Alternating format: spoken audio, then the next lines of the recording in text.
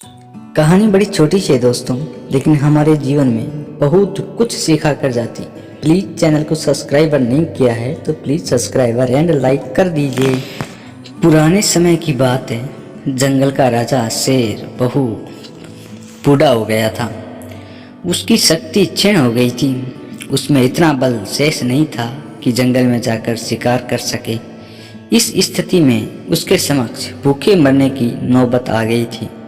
एक दिन अपनी गुफा में बैठा भूखा शेर सोचने लगा कि यदि इसी स्थिति रही तो उसकी मृत्यु निकट है।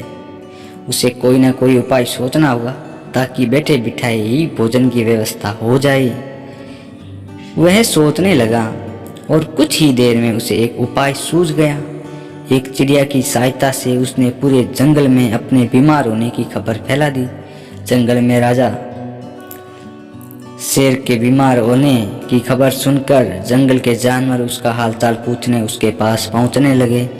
शेर इसी ताक में रहता था, जैसे ही कोई जानवर उससे मिलने गुफा में प्रवेश करता वह उसे दबोच कर मार डालता और छक कर उसका मांस खाता। हर दिन कोई ना कोई जानवर उसे देखने आता रहता और शेर को गुफा में ही शिकार हाथ लग जाता। उसके दिन बड़े आराम से गुजरने लगे। अब उसे भोजन के लिए जंगल में भटकने की आवश्यकता नहीं रही। बिना मेहनत के उसे अपनी ही गुफा में भरपेट भोजन मिलने लगा।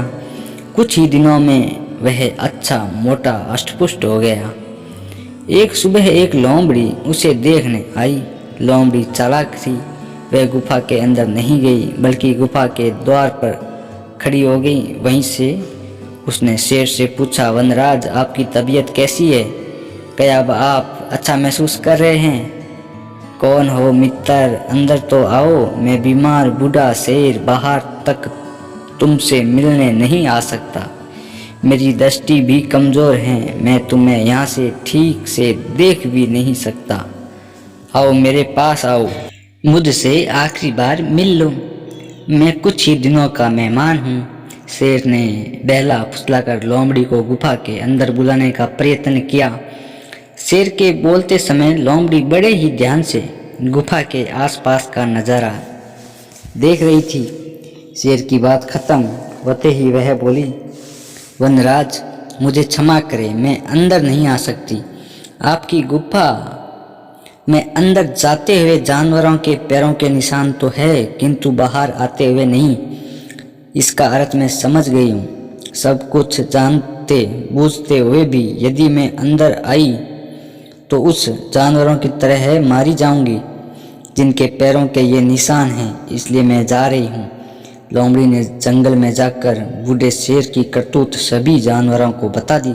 उसके बाद कोई भी जानवर शेर से मिलने नहीं गया।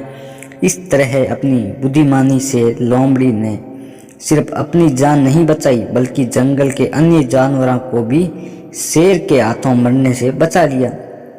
इस कहानी से दोस्तों हमें यह सीख मिलती है कि बुद्धिमान व्यक्ति दूसरों की गलतियों से सबक लेते हैं।